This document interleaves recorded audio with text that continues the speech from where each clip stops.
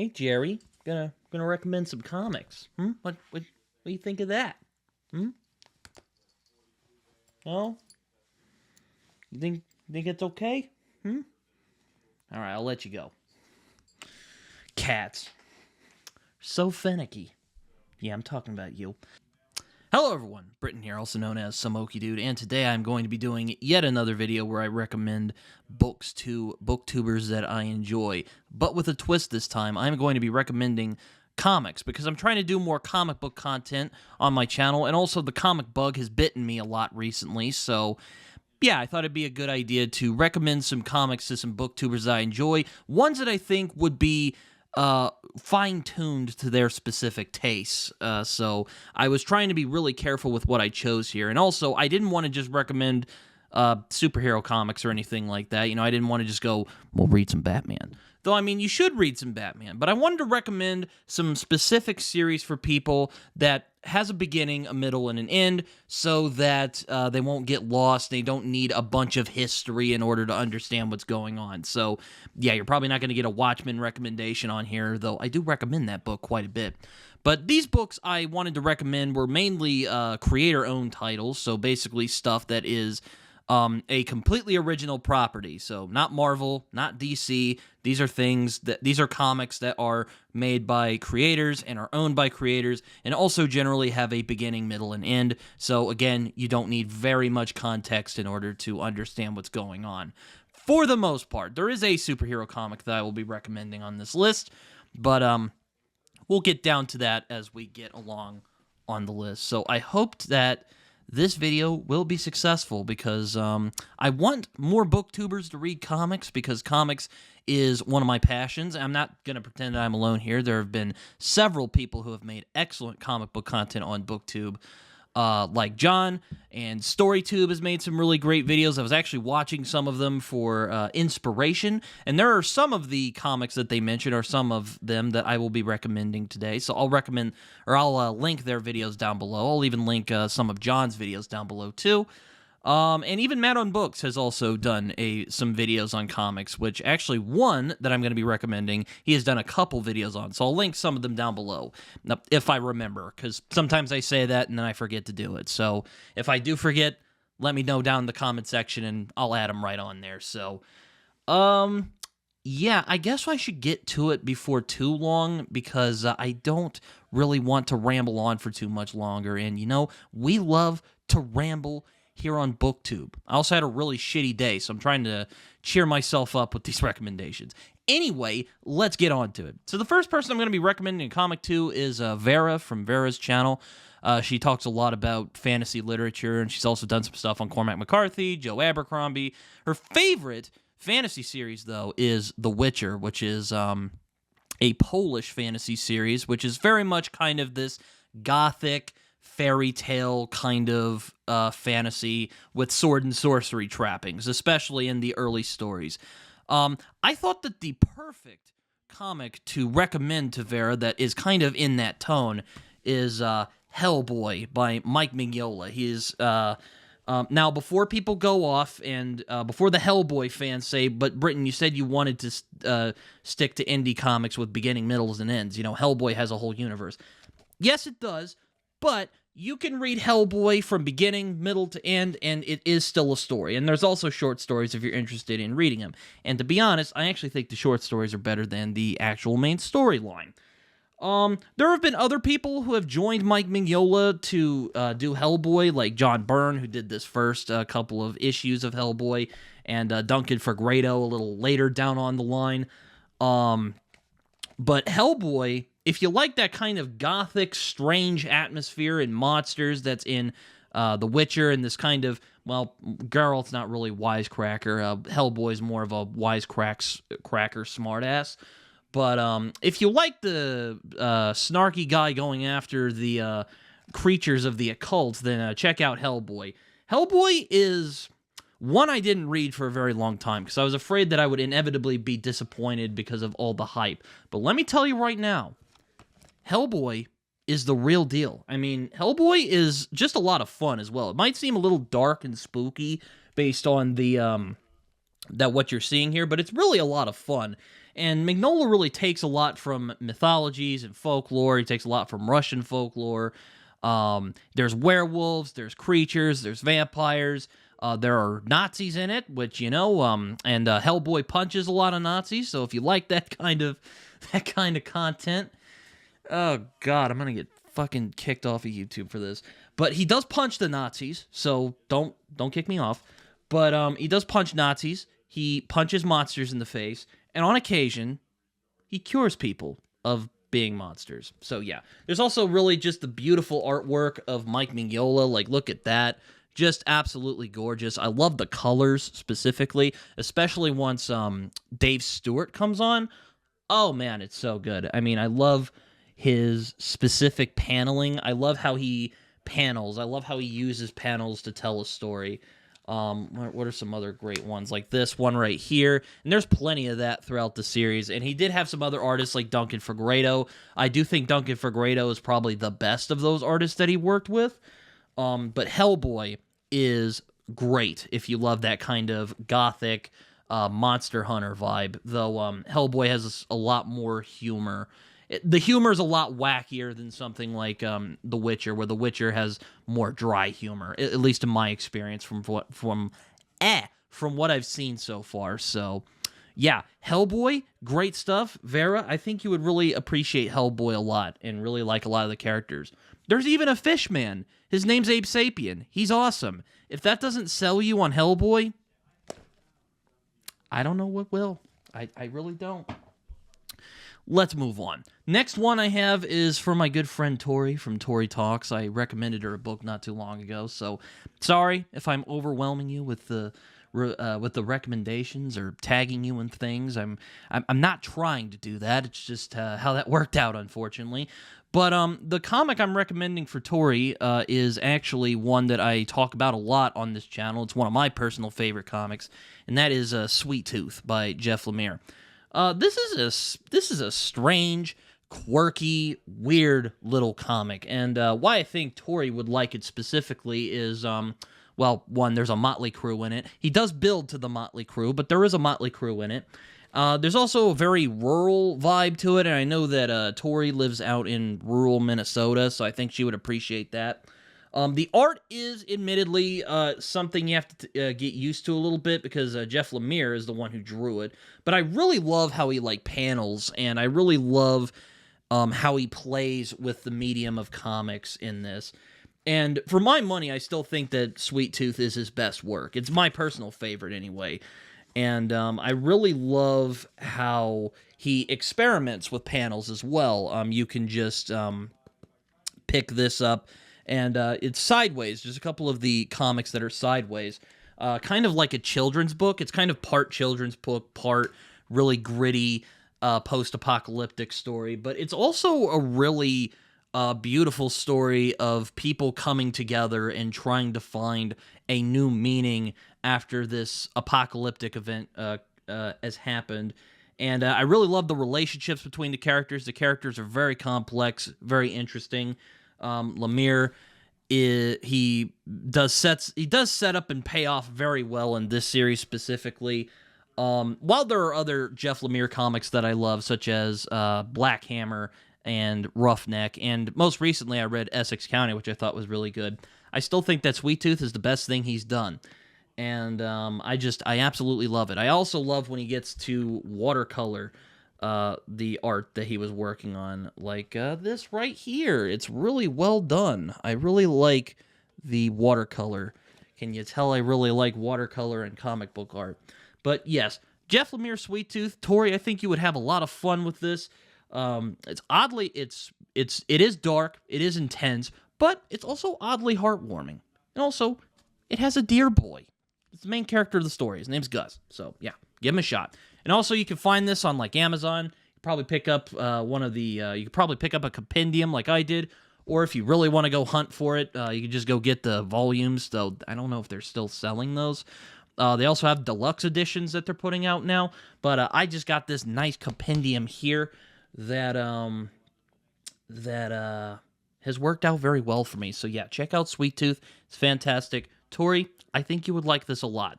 So yeah, I'll just put this down.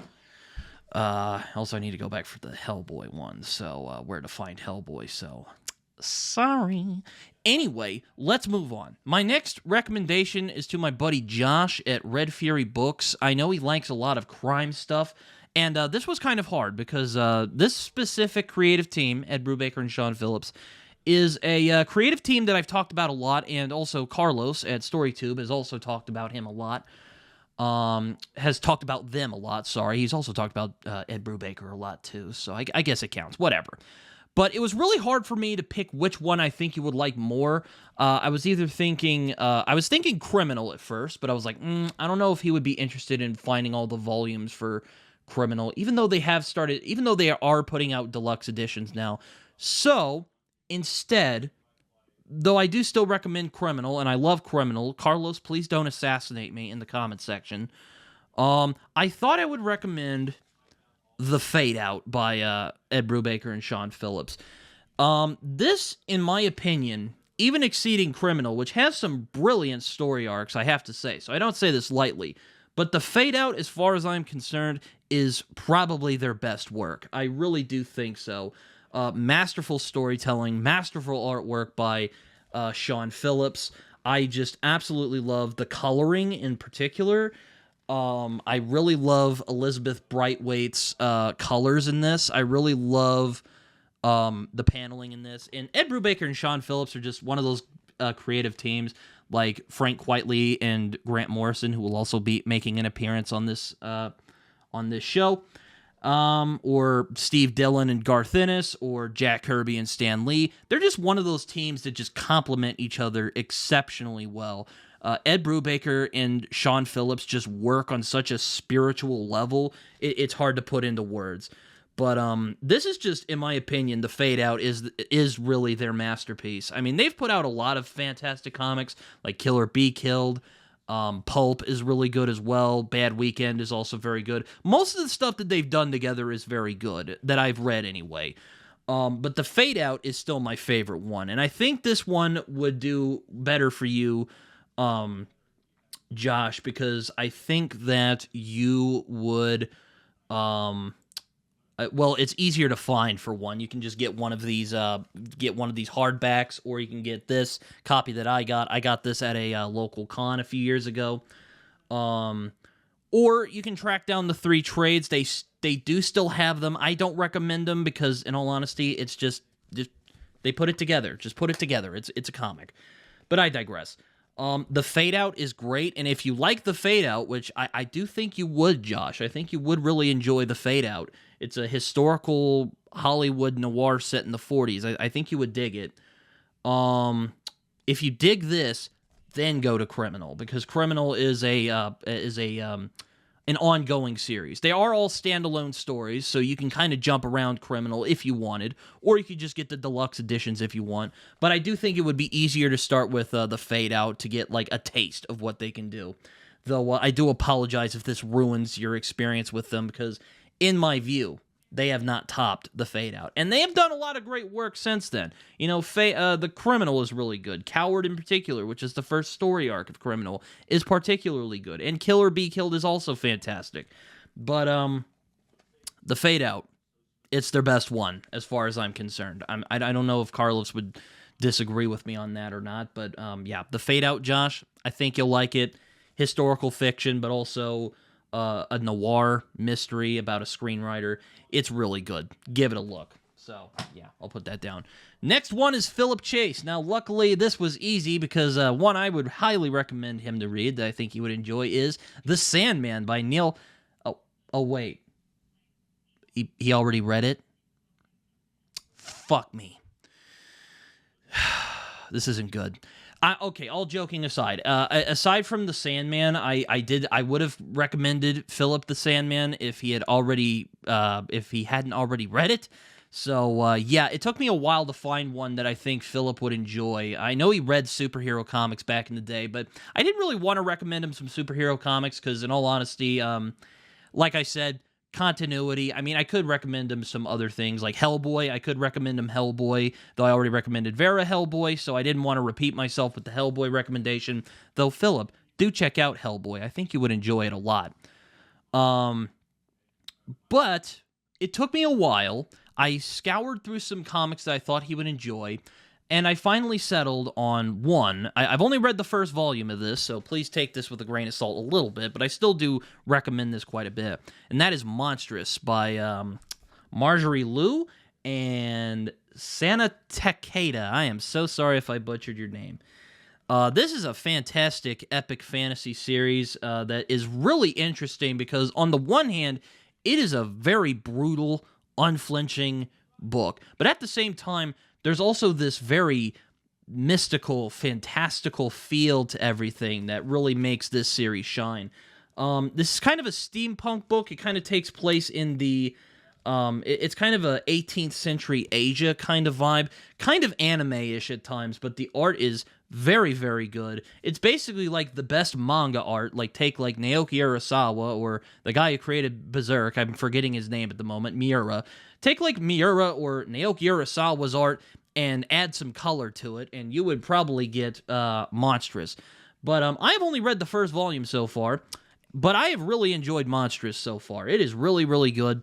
I really like the pacing, because pacing is something I complain about quite a bit in comics. It's either too fast or they get bogged down in exposition. But Monstrous, though, I think very patiently chugs along and really sets up its story in a very masterful way. I really can't wait to dive more into Monstrous, because that first volume was exceptional, I thought. There were some moments. It didn't get the almighty 5-star. It almost did, but it didn't quite, for reasons which, I'll save that for a Monstrous review at some point. But Philip, I think you would appreciate the lore and world building and characterization that's in this, and also how it is both this very bleak and unflinching look into violence against people, while also being this very grand, mystical, fantastical story. And Neil Gaiman's blurbed right here, so there you go. I think you'll like it, Philip. It's good stuff. But yeah, you can pick up the trades like this one here, or if you can find like a deluxe edition, I'm sure they've put them out. You can find them on Amazon, I'm sure. So yeah, Monstrous, give it a look. It's very good. The next one I have is for my buddy Liam at Liam's Lyceum. I know he has read some comics. He read a little bit of Berserk, if I recall correctly. I remember seeing a video where he was talking about Berserk, so I think he's read some Berserk. But for comics, I decided to recommend him a something very pulpy, something very sword and sorcery. I could recommend him Hellboy as well, because again, it's very pulpy. I know Liam really likes pulpy stuff, but knowing his love for sword and sorcery, I thought it would be far more appropriate to recommend Headlopper to Liam. This is basically like a very what can I say? It's a very ironic love letter to sword and sorcery, and kind of that fantasy that you find from Robert E. Howard or Fritz Leiber, though taking more from the Howard model, because the character, Headlopper, is very much a Conan XB who goes around lopping off heads. You get the idea. I really like the artwork and the kind of offbeat humor. It is very Hellboy-like in that way, and it's kind of like if Mike Mignola did a Hellboy, or not Hellboy, if he did a sword and sorcery comic. Well, I guess he did with the Conan the Barbarian comics, which I also recommend, by the way. I think you would enjoy the Conan the Barbarian comics. Get the Busiek run, because it's probably the closest we'll get to see Robert E. Howard's work be put into comics form. But Headlopper is just a lot of fun. I really enjoy the art. I really like the storytelling. I like the offbeat humor. And I think that you would really enjoy it a lot for the sword and sorcery aspects. And the offbeat humor I think you would like as well. So, yeah, Headlopper is where I would go. I really like the artwork. I really like the storytelling for the most part. There are some pacing issues I have with it. But Headlopper is fun. I have only read the first volume, but it is a standalone story, so you can just read this and have a good time with it and then put it down and wait a while before you pick up the next one. So, yeah, Headlopper for Liam. That's all I got for now on that. All right, next one I have is for my friend Tom Orange. I know Tom Orange is a big Superman fan. He actually just recently read Superman for All Seasons, which I actually just read not too long ago, and I thought it was very good. But if he likes that, I thought he would enjoy, and this is the superhero comic I am going to recommend. Now, I am making an exception here. While I said I won't be recommending too much DC and Marvel, I do think that this comic stands alone well enough to where you can understand what's going on while having a good time with it. You know it. You love it. It's All-Star Superman. This might be my favorite Superman comic of all time. I'm not entirely sure yet. It's very hard to pick. I really like Alan Moore's Superman stories as well, but All-Star Superman is one of the purest depictions of Superman that I have ever seen in a comic. And I really love... And Grant Morrison and Frank Quitely together is kind of like how I mentioned Ed Brubaker and Sean Phillips earlier. They just connect on such a level. They understand each other's styles so well that there is no peer as far as I'm concerned with their just creative collaboration. They complement each other so well, and they created a beautiful love letter to Superman, and they captured very beautifully what Superman is. I won't dare give away some of the best moments, but I do love how he depicts Superman. There's so many little details in here, such as the differences between Clark Kent and Superman. You definitely see the movie is kind of taking inspiration from All-Star Superman in that regard. If you could tell from the art by Frank Quitely, it is absolutely just gorgeous. I absolutely adore how he depicts Superman and all these characters. There's his Clark Kent right there talking with Lex Luthor. It also has some of the most moving moments I have ever read in a comic, particularly issue 10, where Superman helps a girl who really needs it, and I'll just keep it there. But it's probably one of my favorite moments in comic book history. All-Star Superman, it's beautiful, it's heartfelt, it's probably one of the most beautiful love letters to Silver Age Superman that you'll ever see, and just a beautiful love letter to Superman in general. I really love this comic, and I really like it, so yeah, there you go. All-Star Superman for Tom. You should read it as soon as possible. Next one is for my friends at Two to Ramble. Well, I guess we're not really friends, but I mean, I have talked with them. They're pretty cool. Austin and Richard, though, Two to Ramble. I'm going to recommend a comic to them. They really like a lot of fun stuff, I know. I mean, they have read, like, Lonesome Dove, and I don't know if I would call that a fun book. But anyway, I don't know if you guys have watched the show version of this, but if you guys haven't, I would highly recommend, and I think you guys would really enjoy, Invincible by Robert Kirkman. I really enjoy this series quite a bit. It is basically the kind of Stan Lee, Jack Kirby type of comic book from the 60s to the modern day, and with a lot of graphic violence. So just be careful. There's a lot of graphic violence in this series. But it's also a lot of fun. It's very lighthearted in a lot of places. It's got a lot of heart. And it also has some of the best superhero action that I have ever seen. I mean, my God.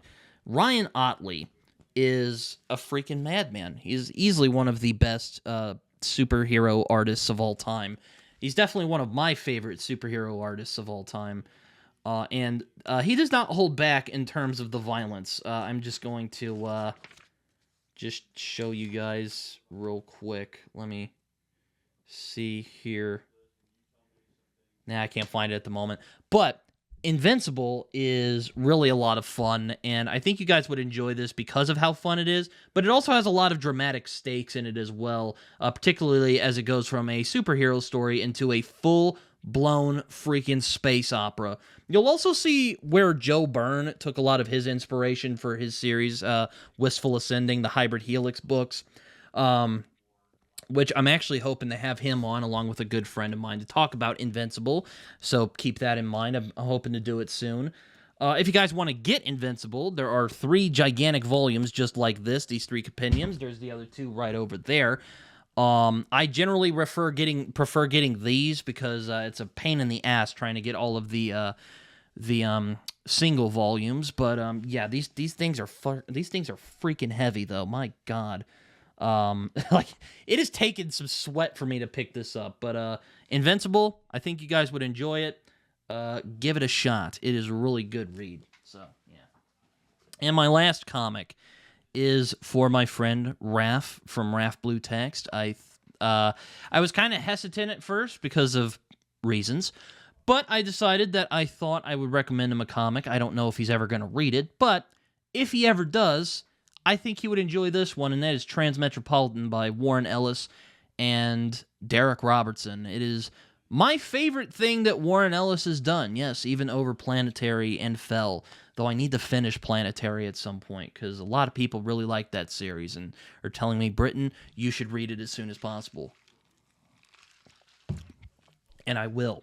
But I thought I would recommend Transmetropolitan to you, Raph, because Transmet is very political, very angry, very contentious, aka a book I think you would really appreciate. It also has a lot to say about the state of modern journalism and how information is spread and how easily in our information era, in the era of the internet, how easily disinformation can get spread around. It also has a lot of really profound insights into humanity and politics and journalism and how all of that really reflect upon each other, and how the world that with journalism and with a staggering devotion to the truth, we can change the world. I think it is a comic that will scratch your itch for looking for angry political books that want to change the world. And I would say that Transmet is probably the purest of Warren Ellis's work, in terms of the one where you really get to see who Warren Ellis is as a creator and as a person, despite his personality flaws, which I won't get into in this video here. But I think you would appreciate Transmetropolitan because of its angry, edgy political content. I don't know if you would appreciate all the edginess, but I think you would appreciate the angry political commentary and the sci-fi elements, because it is a sci-fi comic at the end of the day. And the satire, I think you would find very interesting. So, that was a lot. I hope you guys enjoyed this. That was all of my recommendations for today. You can find all of these on Amazon. I'm pretty sure you can find the Hellboy ones, find them in those copies that I showed, or you can track down all the trades if you want. You can track all of them down using what I used here today. Or you could just, find them on Amazon. Don't get the compressed version of All-Star Superman, by the way. It looks really bad, and I freaking hate those new DC compress editions that they've put out. But I digress. I don't want to get into too much of a nerd rant. Anyway, hope you guys enjoyed this. Hope you guys enjoyed the recommendations who I recommended stuff to today. And read more comics, because we all need that. I hope you guys enjoyed this. You can find me on here. You can also find me on Twitter. You can also find me on Goodreads and Letterboxd, where I write reviews that are probably more coherent than the one you just heard right now. You can also find me on Instagram and Blue Sky, even though I don't use Blue Sky very much. I am starting to change on that, though. And you can find me on Discord, where I hang out from time to time. I am also a moderator on the Talking Story Discord now, so you can probably find me on there as well. But yeah, hope you guys enjoyed these. I really enjoyed these. Well, like, subscribe, as my buddy John Minton likes to say. It feels good when you do so. And until next time, see you guys later. Bye-bye.